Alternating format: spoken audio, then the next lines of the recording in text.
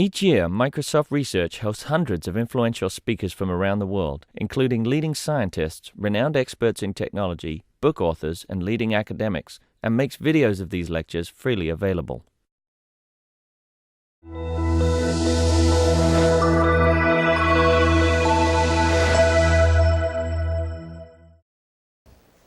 All right, thanks you guys. Part 3. So firstly, again, I want to thank you from bottom of my heart for being up for trying FetchClimate. And I don't know if anyone left the fetches going. It'd be interesting to know whether some of them finished since we tried. And also, I hope that for those of you that weren't familiar with it already, you've got some idea now about the potential power of this very generic approach to training models against data in order to choose between alternative models, estimate parameters for those models that we do care about, and make predictions that include potentially both sources of uncertainty.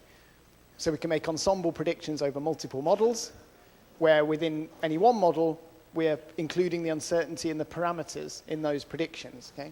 And again, the main take-home point, rather than any particular tools, is actually that, because this stuff is only getting better and easier all the time. And so it's just that generic idea that you can actually build now a process-based or a sort of ideas-rich model of the system, a model of how you think the system really works, and you can train that model against the data to make predictions in the way that we're used to doing for simple things like linear regression. Okay? So although we did use some simple examples like that to illustrate, the fact is that this can be done on basically any model now. And it's getting easier and faster all the time. So when you're thinking about over the next years and decades of your research careers, I think it's safe to say now that you can take it for granted that you're able to constrain models against data and make what you might call defensible predictions, sort of rigorous predictions that include uncertainty. And to give you just one small example of the potential power of that, at the moment, the single largest source of uncertainty in the future of the Earth system, of the climate, is actually the behavior of the terrestrial carbon cycle. And the reason that's a huge source of uncertainty is we have lots of different models, and they all predict very different things about the future of the carbon cycle. So in some models, the trees grow ever faster because of higher CO2, and they suck down more and more CO2 from the atmosphere and act as an ever more efficient brake on climate change. But in some other models, around 2050 or so, that turns around, and we get mass dieback of areas like the Amazon, for example. And then the vegetation turns into a net source of CO2 to the atmosphere, and therefore starts to act as an accelerator on climate change. Now, the reason that we have that large spread in predictions is because up until very recently, it hasn't been possible to take models that are that complex, and actually the models have to be that complex to perform their role in the Earth system models. It hasn't been possible to parameterize models that complex against data to constrain all the parameters. And that's all the model structure. But it's very quickly going to become possible to do that. And if we do, we'll have a much better idea about the future of the terrestrial carbon cycle and therefore the future of the world's climate. So this technique, which you can learn about by thinking about linear regression, is something that actually could be hugely transformative when we go all the way up to very complicated models.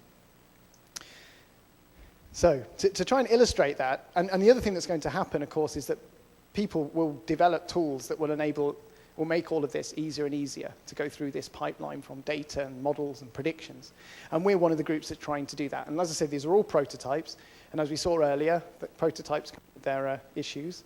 But nonetheless, we're going to try today to use another one of these prototypes that, at the very least, I hope it will help to cement these concepts.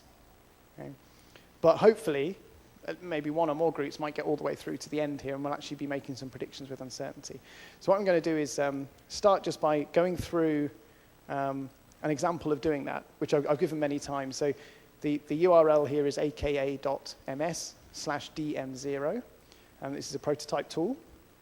And what it does is it's supposed to provide, just within the browser, the opportunity to upload your data, supplement that data with FetchClimate, define an arbitrary model, parameterize that model against the data using MCMC sampling, and then make predictions with uncertainty, just within the browser.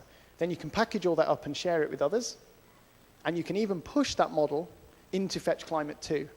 And so the group that was looking at MPP, and I know you guys, I think the fetch took too long, but nonetheless, that model was created using this. So what I was hoping that we could try in this session, which I think is an hour long, is that I have a load of data sets, and I thought different groups could start with these, try to use Distribution Modeler, and see if we can get some models into FetchClimate 2. And as I said, even if we don't, hopefully going through that will help to cement at least some of the concepts.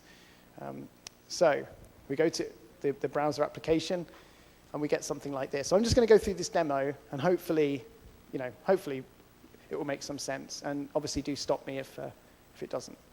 So we have these different actions we can perform, and we can perform the import file action here.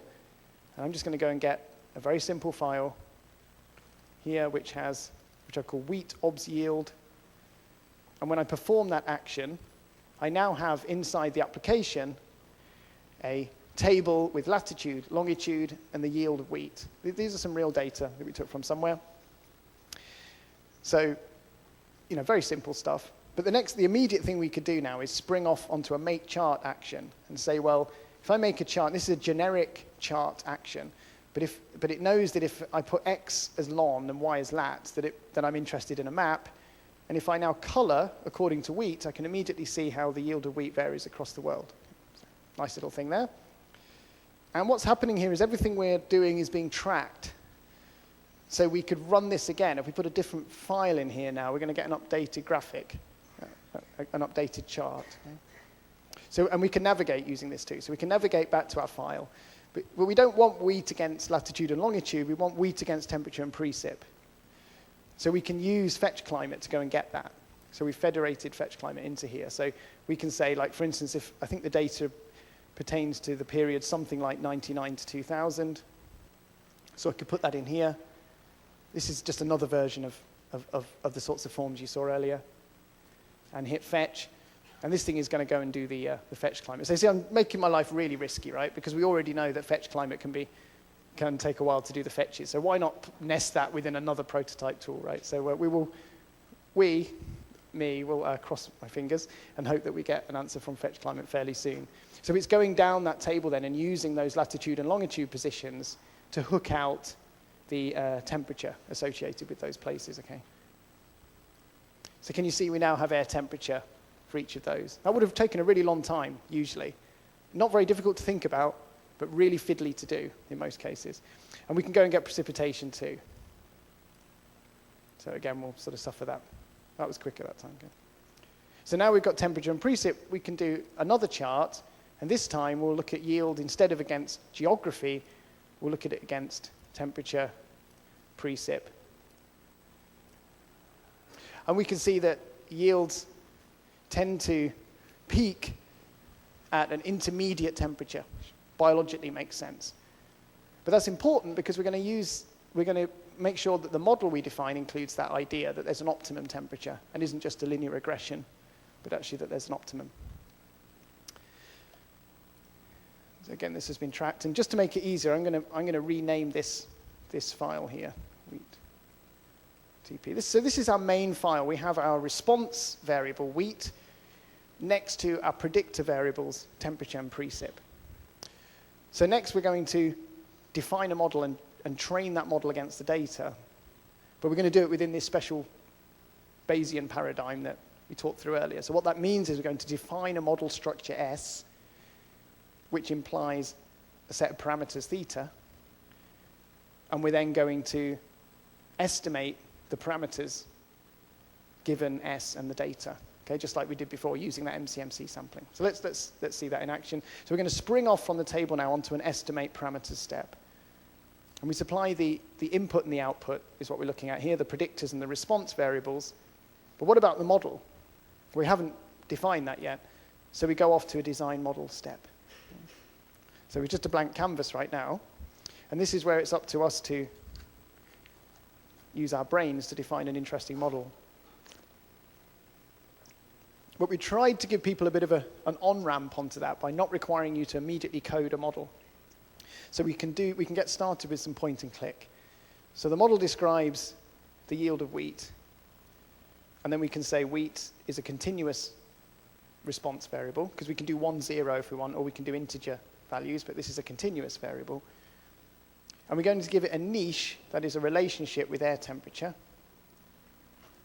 And we're going to make that relationship Gaussian, which is a humped relationship, and that means that there's a peak in wheat yield at an intermediate temperature.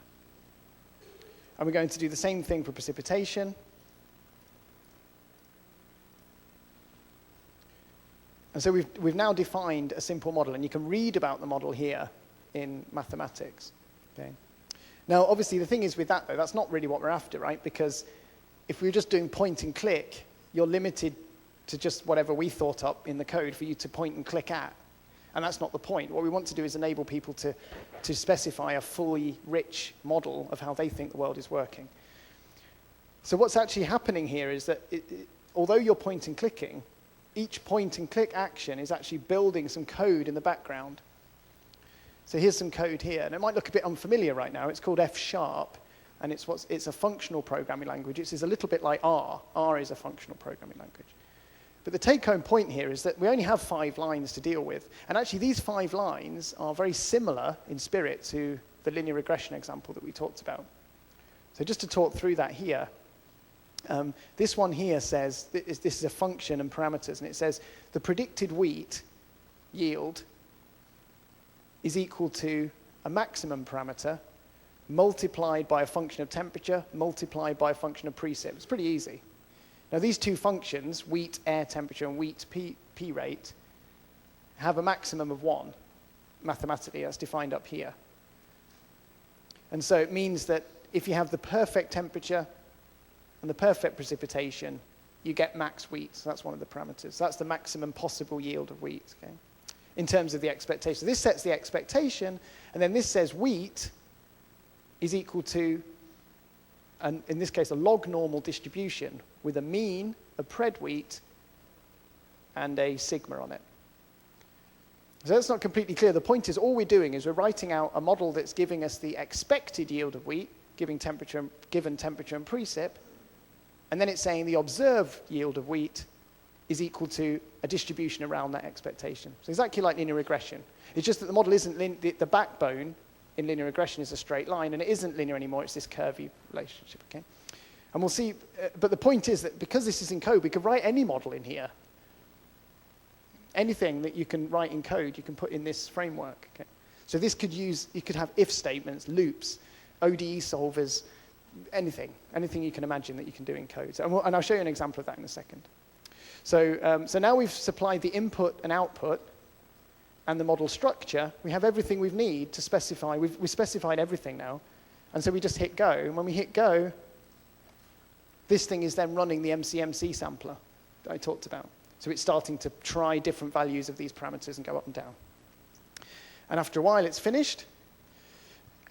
And then what this table shows here, this is called our chain, is assessed each of these rows is one of those samples. Remember those little black points, like in a banana shape? Well, each of these rows is one of those. So it's a combination of parameters, max wheat, and optimal air temperature, and optimal precip. So if we want to know, well, okay, so what do we think then? We've just estimated a model. What's the optimal air temperature for growing wheat? Well, actually, if we click here, we get a little histogram of the samples in that table.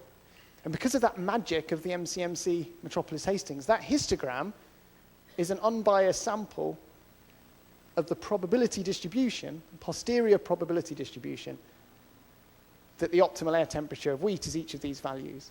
So most likely, the optimal air temperature for growing wheat is about 12.3 degrees. That's annual average temperature, pretty similar to Cambridge, for example, where we have some of the highest wheat yields in the world. But we can also look at the uncertainty. We can say, well, kind of 95% of the evidence is that the optimal air temperature for growing wheat is between about 11 and 13, something like that. It's as simple as that. So again, that could be any model and any parameter in any model. It wouldn't matter. As long as I can write the code out, I'm going to get one of these histograms at the end. So that's fine sort of biologically. But now we might say, well, let's go and make some predictions then with uncertainty for that thing. So what we can do, we can take those parameters and we can spring off now, and we can re-simulate our model. Now, this is a phrase in computer science. We use this generative model idea. This is the forward model now. So now we've got our parameters, and we've got our model. We can go and create a set of sort of pseudo data. Because remember, the model doesn't just say what the expected yield of wheat is, but it says what the randomness, the noise is. So we can actually create another set of predictions. So we spring off to the simulate distribution, and we say we use this as our parameters. The model structure is the same as before. And the obvious thing to do is we can rerun it for the original environment, which is this. And what's happened then is that the model hasn't just been run once. The model has just been run many, many times. But each time it ran, it took a random draw from those parameter samples. So to illustrate that, we can now look at our distribution here. And now each of these points is one of our original lat-long positions. So the rows are the same as the original table. But now if you had a look at the headings, you should be able to see that this one here, the pred wheat, we should have a pred wheat a little bit further on, a pred wheat mean here. See that column, pred wheat mean? But then we have a pred wheat L68 and L95. Well, this is the distribution around. So for each of those points, we don't just predict a value. We actually predict a spread of values that represent the spread of the parameters, the uncertainty in the parameters. And once again, that would be true for whatever the model was. Okay. So to illustrate that visually, we can do a make chart action, and we'll go and get the, and we'll say, so we can do another map now and say lon lat. But now we have a special little thing here when we look at our predicted wheat yield.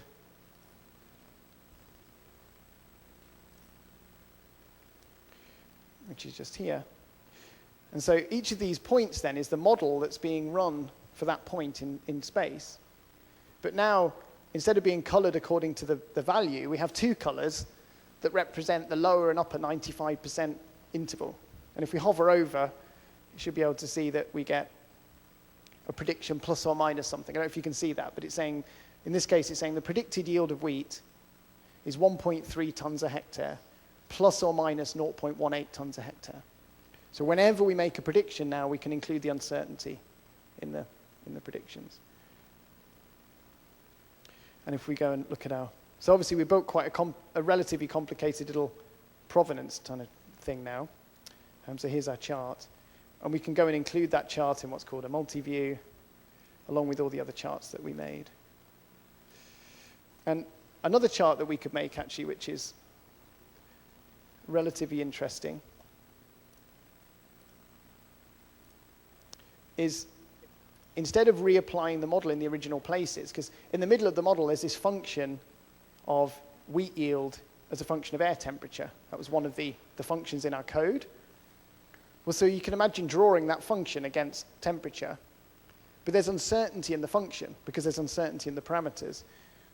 Well, we can view that here by doing... So now we get not just a function that relates wheat yield to temperature, but we get uncertainty on that function. Okay? Because we're not actually sure what the optimum temperature is, and we're not sure what the sensitivity to temperature is. We actually get this spread on the predictions again. And if we go, we can put that in our multi-view here.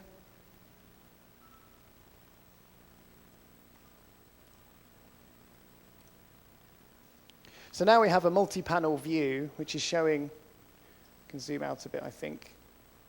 Try this, let's see.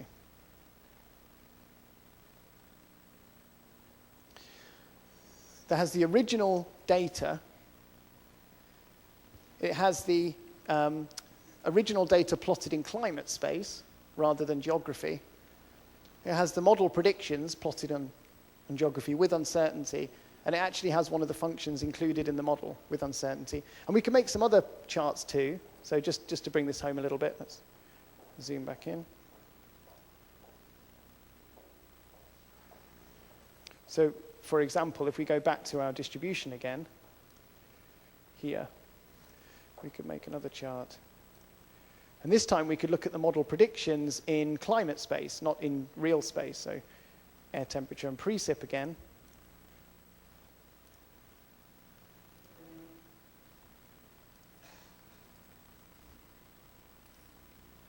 see that? So this is saying, this is what the model has, this is what it's inferred, that this is where the optimum temperature and preset for growing wheat, and that's the sensitivity, but there's uncertainty around that and all that kind of stuff. So does that sort of make sense, what we've done there, given what we talked about, well, what I talked about earlier? So the idea is we had that model, which we can think of as S. It comes with a set of parameters. We train that against the data, and we've now been able to make predictions with that model with uncertainty. So just to illustrate, I'll try this, and we'll see if it works, okay? But if we go back to our model, remember we said that it's a very simple model at the moment. It's just a curve, it's just regression modeling. But what if we wanted to put a bit more biology into the model? Well, obviously that could take a very long time if I did it in front of you guys. But one really simple thing we could say is that there's some minimum air temperature below which you get a very, very low yield of wheat. We'd like it to be 0, but for reasons I won't bore you with, we can't quite make it 0. But we could say, so here's the wheat air temperature function. And at the moment, it's just this Gaussian function. But we can change that and say, well, we think it is a Gaussian function, provided that you're not below this threshold. And if you're below that threshold, then you don't get anything. So we can actually change this function and say if air temperature is above, and this might be, say, A min, then we get that. Else, we get something very low. Okay. And there's one little change here, which is this thing. So this, again, I know you won't be familiar with this, chances are. This is F sharp. But this is a function, and this is the arguments of the function. And then this is what the function is on the right-hand side. So I've referred to a thing called A min here, and this is debugging live in the browser and telling me that that's not okay because I haven't supplied it here as an argument. But I just need to supply it on the left as an argument. And hopefully the error message should go away. And what we can see now is that there's a new parameter to be estimated called A min. It wasn't there before because it wasn't in the model, but we've just defined a new parameter. Now, one of the things I do need to do is to give that sensible bounds. Because if things get too crazy, so that it goes from minus plus 1,000, right? That's absolutely ludicrous for degrees C. Then the likelihood can get so low that the chain gets lost. So we just need to give it a reasonable kind of value. So let's say it's between -5 and say 30, right? Which is, -5's below freezing, 30 is really hot for a plant. Okay, so let's say it's between those two. And now we have a new model, and we've got these warnings here because we need to re-estimate the parameters of the model. So we do that again here. So now this thing isn't some pre-canned model. It's something that I just coded in front of you that has this weird threshold thing in there. And hopefully, and then what we should be able to look here, we've got a new variable here called A min. That doesn't look very good, actually. I think it's got a little bit lost. So we can go back. There's a bit of experimentation, but it's trying to push it very low. Can you see that? To -5, which is the lowest allowable bound we put on it. So I think what I might do is go back. This is part of the fun of all this, if you think of it in that way. And I'm going to make the allowable bound maybe 0 or something.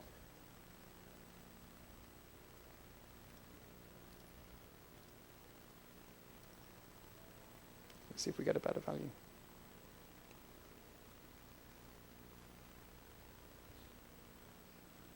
Yeah, any minute now. Okay, maybe it still wants it to be 0. Yeah, it's not looking particularly good, this, but anyway, I thought it was worth a try. So what we'll do is we'll have a look at, I'm going to go back once more. Bear with me, right? Okay, I can't stand to leave it like this. Let's see. Because I'm going to look at the optimum precipitation as well, which is here. This is crazy because we shouldn't have negative values in there, so we'll have 1.0 between that. Where are we? Here. And if this doesn't work, I will give up. But I've tried plenty of other examples, and they've kind of been okay so far. But the point is, in general, let's try it. Come on, give me a reasonable A min. Well, it looks a little bit better, right? And so now we've redone that, we can look at what else needs redoing. So we need to rerun the ensemble, that's all, I think. And then we should be done. So if we go back to our multi-view now, we've now got an updated set of predictions which are coming from this more biological sort of model. Which you can see here. This is the function of temperature there, which just doesn't look too great. And I think we're going to need to update this as well.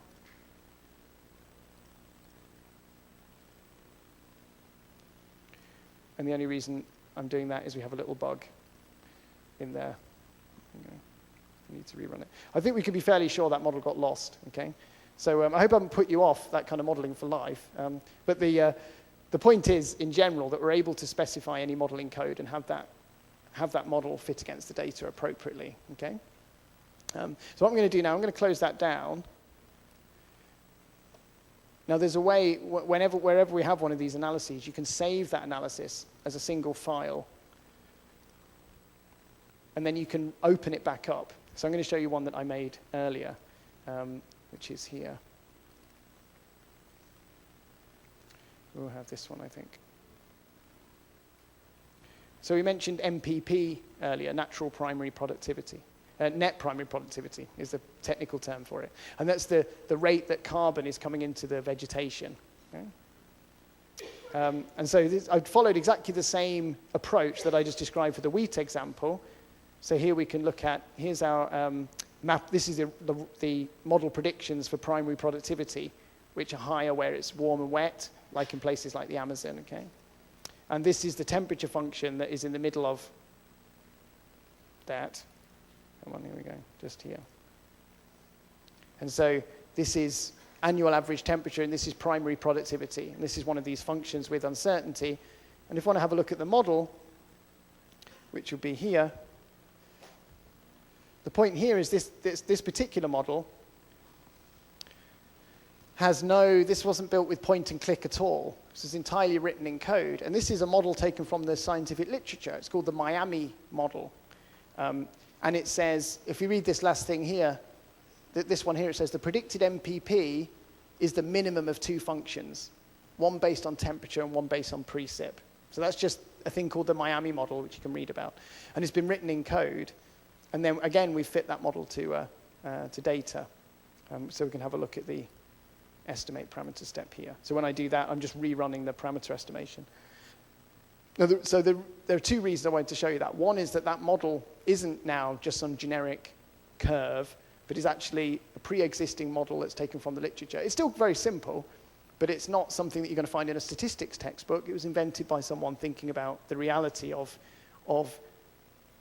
carbon fixation in vegetation and saying the idea that it's limited either by temperature or precipitation. But the second reason I wanted to show you it was that we can actually push that model into FetchClimate 2 and then go and fetch. So I just want to illustrate that here. So here are our parameters, and at the moment we have to pull out a particular set of parameters from there, and this is the posterior mean. So do you remember from the cloud, you can pull out your single best guess for each parameter. And these are the parameters of the model here. Okay? Well, these two aren't, but these ones here, Gmax, P1, sigma MPP, that's the noise, and T1 and T2. So they're the parameters of the Miami model.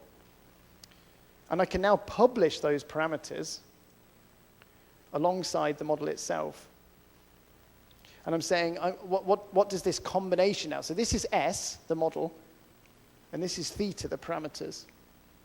And I'm taking those two things. So the model is just a little set of equations written as code. The parameters, in this case, just a list of numbers, T1 equals this, T2 equals that. Now, in the future, we'll be able to we'll upload the cloud of parameters. So that's a feature we're working on now. So we just have to provide a particular set. The model predicts MPP. And what it's saying is, okay, in the model, it refers to something called AIRT. You're going to have to map that to something that's in FetchClimate. Now, as it happens, because it's used FetchClimate, it's got the same name. But just to prove that this is real, we'll give this a special name here. So we'll call this LATAM 1, let's say. And we hit go. And what's happening is now, though, that combination of S and the parameters theta is being put into the exact copy of FetchClimate that we all, with varied degree of success, tried to use earlier, right? The one we really stressed out by hitting it really hard. And we're going to get a little report sheet there. And so now if I go to FetchClimate,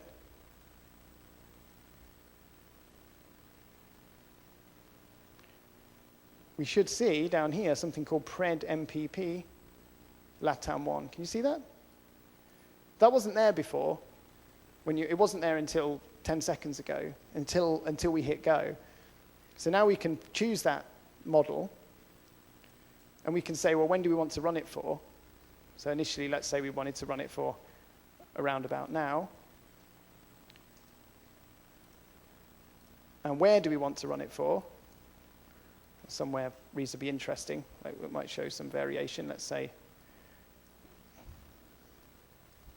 including some mountains here.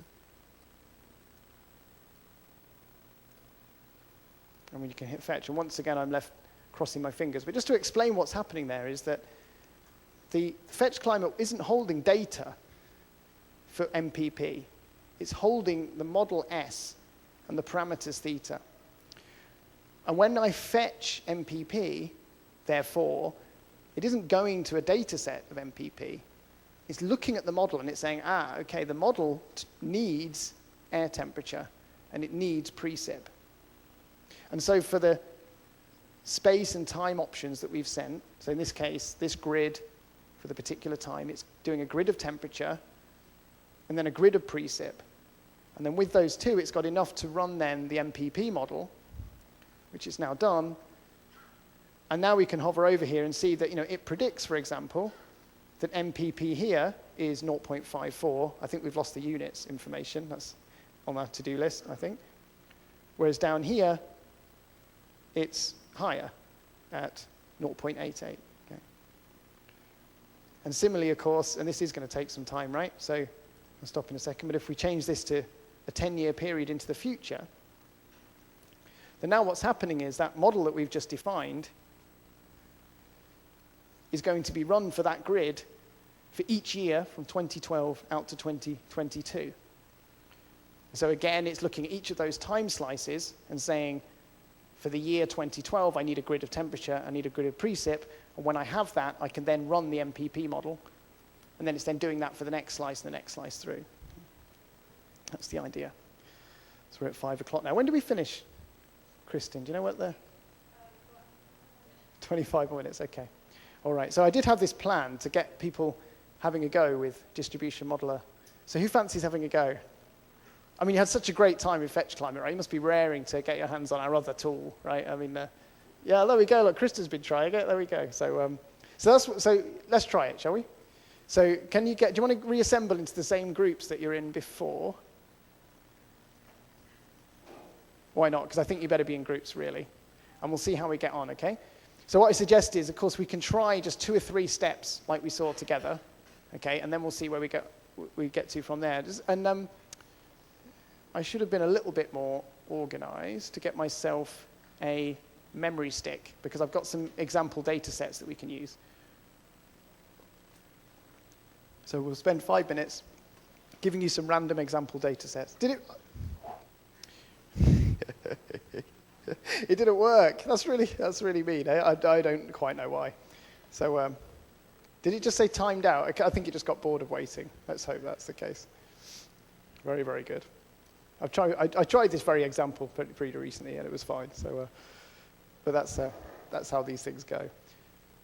So while we're just waiting, so do you guys want to reassemble into your groups? Do you remember where you were sitting? And yeah, you okay? Feel free to turn chairs around and all that kind of stuff. I know it's close to the end of the day, you guys. So I appreciate you've been in here all day. It's nearly finished now,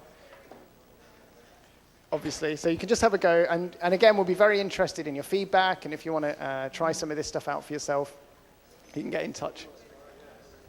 Okay, and I just had another question, by the way, which was where is the, just as a reminder, FetchClimate 2 is here. Okay, that's the one we created actually for this tutorial. And the more general one is FetchClimate 2.cloudapp.net. Okay. So they're the URLs that you need, that's all. Okay.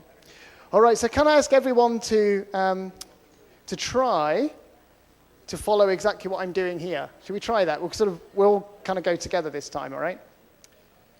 So we're going to go to the the URL. Everyone ready? We're going to go, and we're going to see this, right? Everyone seen that? And we're going to, for now, we're just going to hit local storage. And we should see something like this. Everyone see that? Anyone not see that? Are we good? All right, cool. Oh, yeah. Oh, more of those dreaded circles, eh? Cool. All right, great. All right. And everyone's got a file ready on the desktop, right? One of those, or most people, most groups have. And yeah, Kristen's going to take care of the last remainder. So the first action we're going to do then is to import that file. We're going to go and get it and put it into the browser application, right? And the file should just be a CSV. They're all .csvs, I think. So we do import file. And can you see the browse there? See that, guys? Browse. And I'm just going to check I've got the right one here. So yours will be on the desktop or wherever you chose to put it. Okay.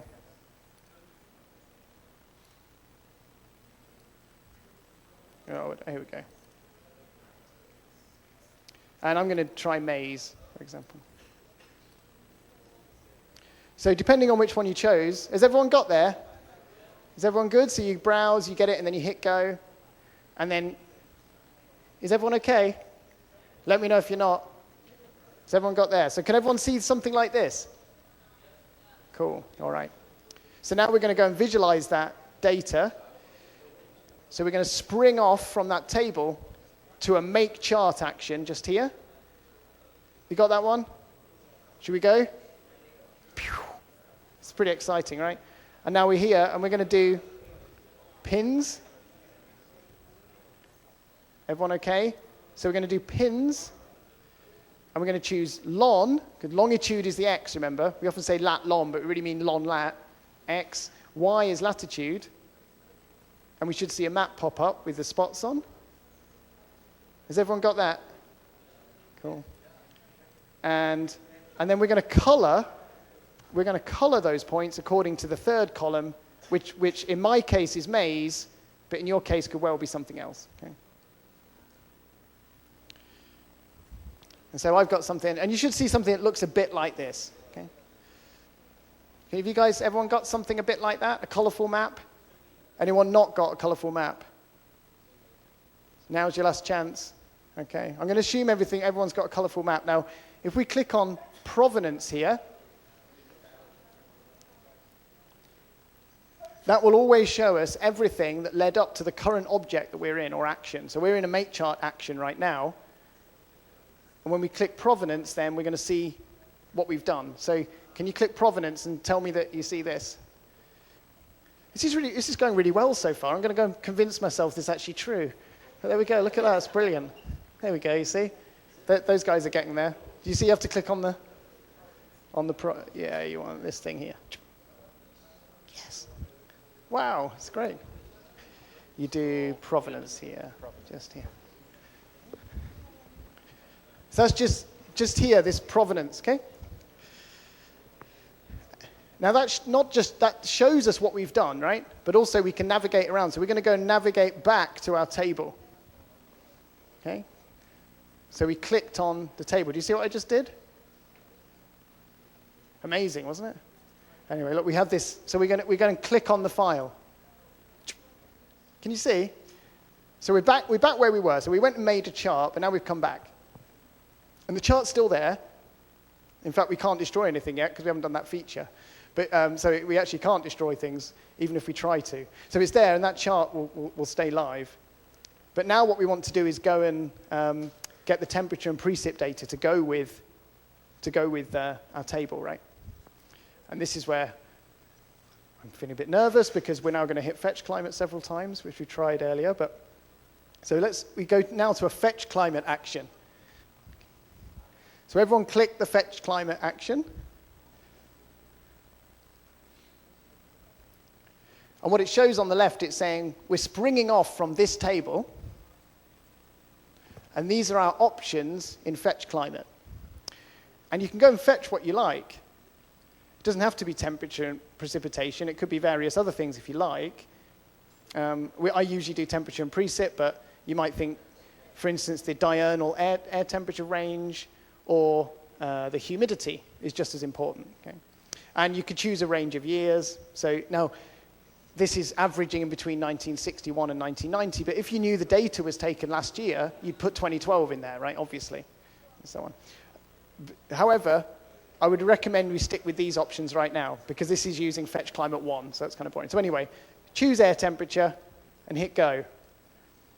And then this is where either it works really well, or this is the end of the tutorial today, because it depends on how long the FetchClimate takes. So has everyone been able to at least hit go, and is everyone seeing this blue bar, which means that it's doing stuff? Has everyone got that? Has anyone not? Oh, okay. Don't you worry. To apply my data. Oh, okay. All right, that's all right. As long as it... That's the point. It's about the presence data of a species. Yeah, that's all right. So Yeah. put presence as one, is it Yeah, okay? yeah. The only thing is, for the FetchClimate to work, you'll need special keyword lat and lon, or lon and lat. It doesn't understand generic X and Y, that's all. Yeah. Yeah. Yeah, it won't hurt. Do you have like another term for one as presence, and because you want to predict You can actually use presence-only data. I'll show you. There's a special action for it. It's called resample data. Have a look. If you resample it, it will work. Yeah, it will create a set of 1 and 0s for you. How are we doing with FetchClimate? Are we waiting again? Of course you can.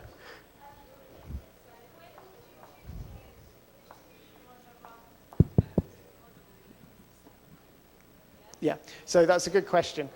So the question was, why would you use Distribution Modeler rather than Filzbach? And so Distribution Modeler is a higher level tool that's threading together several pieces, one of which is Filzbach.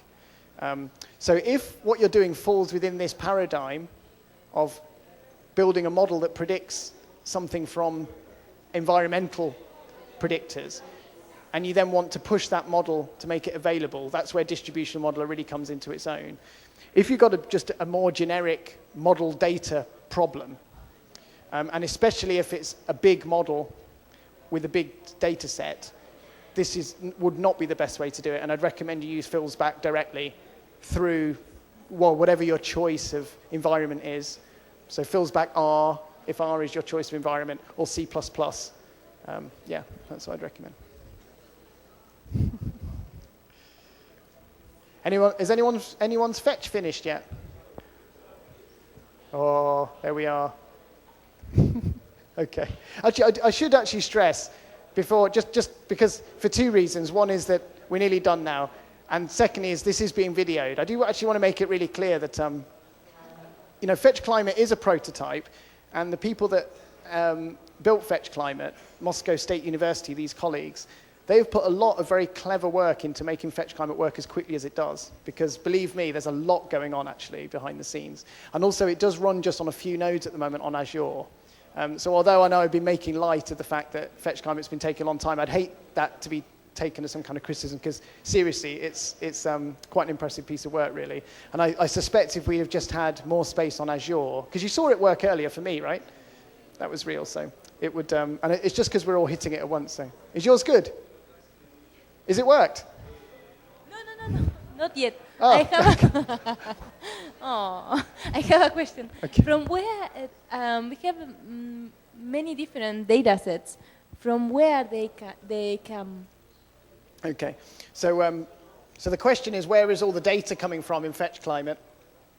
That's a really good question. There are two answers to that. So one is that there's the standard copy of FetchClimate is actually the one at fetchclimate2.cloudapp.net. It's this one. Drew, But ours worked. oh wait a second. But also it's possible to build separate copies of FetchClimate that include additional sets of data. And for this tutorial, for this eScience workshop, we built one of those, which is the one that you've been looking at, FC2, which has additional data for the Latin American region. Now, so the generic take-home point is that there are a lot of data sets behind either one, but it's possible to keep adding more and more. Okay, so most of them at the moment are taken from national weather modeling type places like the UK Met Office or places like that. But over time, we hope that it will spread and spread. Now, you can find out, because either through the Excel add-in or through the UI, you can actually find out about the data. And if you just go to aka.ms/fc2, there's an option that will show you some more information about them. So you do about data sources. And you can see all kinds of information there. So jump. So yeah, so that's something that we're keen on doing. So I perhaps didn't point that out enough. So it is possible to create additional copies of FetchClimate specialized to a certain purpose. So one for the oceans, one for deserts, that kind of thing, or whatever it might be. So anyone got through the FetchClimate step yet? Really? Oh, wow, this is great. Right, okay, how long have we got? We've got 9 minutes. Come on, that's forever. Right, so like, how's about this? I'm going to suggest that, because now you could do additional FetchClimate steps. Let's see, I got through mine too. Now you could keep doing that. You could daisy chain them together to go and but let's not, because we're going to lose another 5 minutes, right? So now, for those of you that have one of these charts, which should show a response and a predictor, we can now do another mate chart action, okay? So let's go. So is everyone keeping up? You got this? So you do mate chart. And now, on the x-axis, you can put, instead of latitude or longitude, put your predictor variable, air temperature. And on the y, you can put maize yield. And you should see something a bit like this. So this is showing the yield of maize against air temperature as a scatter plot. Okay? And if you fancy having some fun, if that's fun to you, you could color it according to something like, say, latitude, if you wanted to. So however you want, you can mix with those, and you could do size according to longitude if you want. So you can create a kind of a...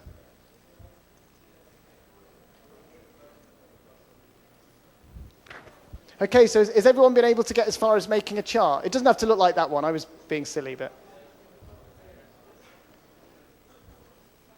How are we doing, everyone? Good, okay. All right, I'm going to suggest that we all stay focused on what I'm doing here, because we've got just 2 or 3 satellite conversations. I feel like a school teacher now. Kind of, settle down, class, settle down. Could be in Harry Potter. Do you think I could? No, I don't think so. He's called Rick something, isn't he? What's he called? You know the one that goes, that's enough, Potter. He speaks through his teeth all the time. Yeah, Snape. Potter. Okay, here we go. Sorry, I'm going to stop. So we should have got as far as making some kind of chart. So once again, if we go from the chart that you've made back to Provenance, you should see something like this. And if we look at this thing here, this one just before, so we've got, this is our chart, this is the mate chart action, and this is our main file. Okay, so let's go back to our main file. And this is the one that has the predictor variable and the response variable in the same place. And we want to train a model against that, right? We do, don't we? We're desperate to, right? So go and click on the estimate parameters action, okay? And this will happen, and it says, so when you spring off onto some actions, that some actions require multiple things to put in, and you have to say, well, what am I putting in? So you're putting in the input, the environment, and so you should get here. Did everyone see that? So you do estimate parameters, and then choose environment in the box, and then you choose here, and we now need to supply the output, and that's in the same file. So you just supply the same thing, okay? Is that clear? And then the third thing we need to do is design our model, and you click Model, Design Model, and you get here. So let me know when you've got here. And we only have 2 minutes left, actually, so is everyone caught up with that? Good, okay. So we need to tell the thing what the model is. So here you're going to have to type in the column heading of that's in your file. And in my case, it was maize. And then put add species. But you'll have to put in potato or yam or fire or whatever it was that was in the file that you randomly chose, okay? And then choose here most of those things, I think all of them actually. You want R, which tells it it's a real number, it's a continuous number. You got that one, you guys? Is everyone roughly at this place? And then now if you click on the thing, so I'm going to click on maze, I'm going to get this, and I say add niche. And then here I need to type in my predictor variable. But if I get it, it will recognize it. It will kind of guess. So in my case, I've only got air temperature. And then you add it. Have you got that far, guys, everyone? And then you say, let's make it a Gaussian response. Everyone there? Because we're nearly there, you know. We're doing really well. We're about to train the model. And now if we hit back on here, it's going to go back to our estimate parameter step now, but now we've filled in the model, and we've got everything, the input, the output, and the model. And we can hit go. And if you guys tell me that you can see a blue bar moving across the screen, I'm going to be really happy, because I think that's about as far as any reasonable person can expect to get with a prototype tool. Who's got a moving blue bar? Yes, that's great. Well, at least 2 groups, 3. That's really good.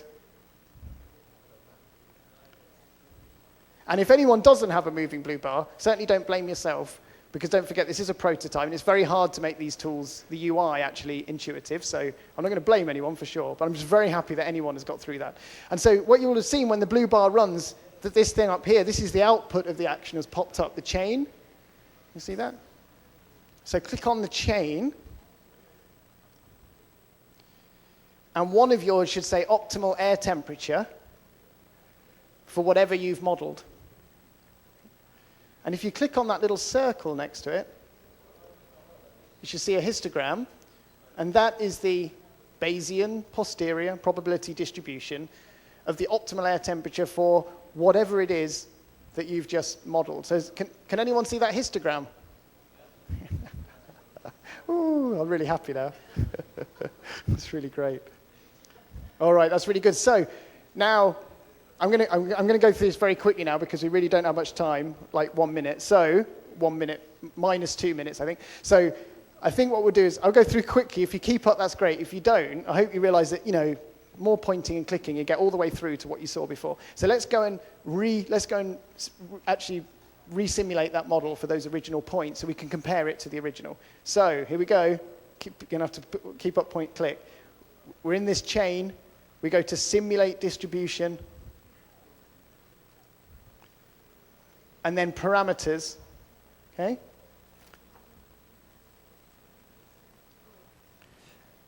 So we've supplied the parameters for a simulate distribution step. We need to supply the environment, which is the one called environment. And we need to supply the model, which is the one at the top there. Mine's called model maize, but yours might be called model potato or model yam. Tell it to take the air temperature values from the chart, and we get our simulated distribution. We can spring off from the simulated distribution to a make chart step.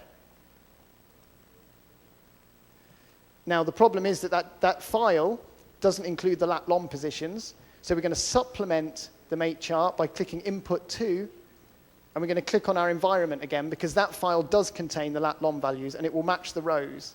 So we've just merged 2 tables. Now choose pins.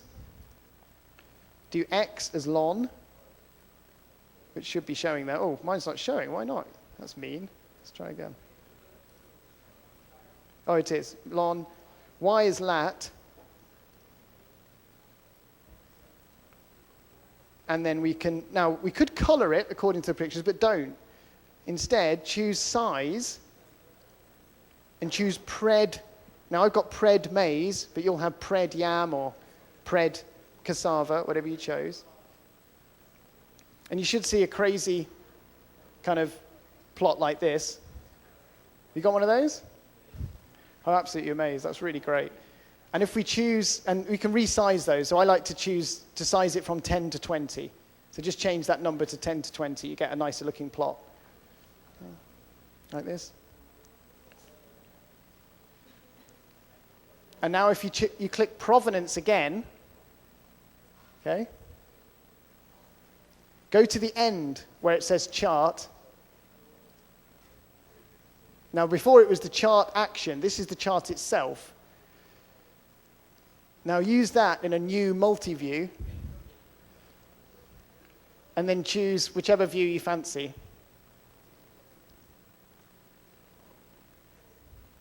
Now you're in there, you can choose the other panels by choosing the white space here where it says select an object. And choose any other chart that you've generated, and you will have generated 2 others.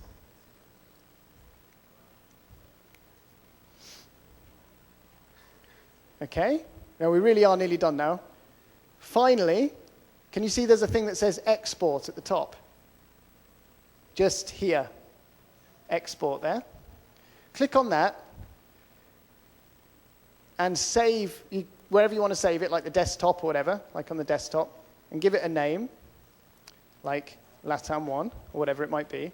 Hit save.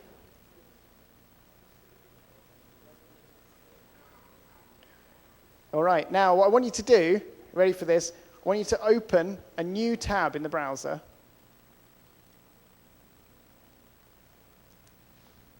And I want you to go to that same old URL again, aka.ms/dm0. And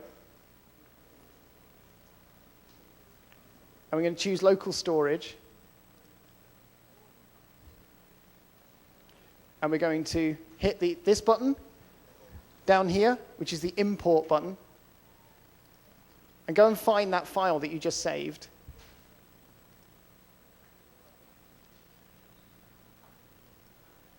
It's a zip file. That's OK. Double-click it. And you should see that multi-view open in front of your eyes. Now, if you click Provenance, you can see everything behind it, everything you did. And if you go all the way back to the start and click on your import file action, and you see there's a thing called metadata, which you didn't talk about yet. You can click on that, and you can see exactly when you started this whole thing. So the point I'm trying to illustrate there is that everything you've just done is stored in that one file, everything you did. And you can now email it to someone else, and all they've got to do is go to that same URL and read it in, and they can see everything you did, when you did it, and they can change the options if they want. They could change the FetchClimate options, they could alter the model, they could change the visualizations, etc. Now, see, now's where I'm torn, because we're like this far from pushing a model at FC2 now. So it depends on who minds that we're 7 minutes behind. So listen, I don't mind if anyone leaves, right? But there's because oh, is there? Oh no, that's a different matter. Oh no, I'm sorry. Okay, no, that's a different thing. Okay, well, so I'll just really quickly show you then that you could, if you'd wanted to, you could have gone back, and you're not going to keep up with this because it's just too fast, right? You could have gone chain, analyze chain, parameters, publish model, pick the model, click that, and click that, okay? And that's now put the maze model that I developed into FC2.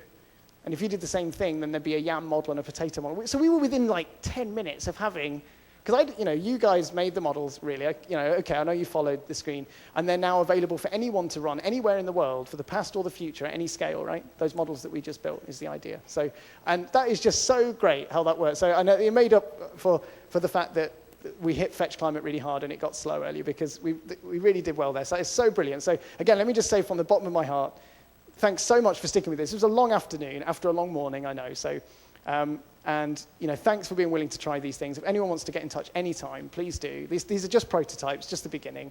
And thanks for being good sports, trying FetchClimate, listening to me lecturing on about Bayesian statistics, and trying distribution model. I really, really appreciate the interest. And with that, I'll say thanks very much. Cheers.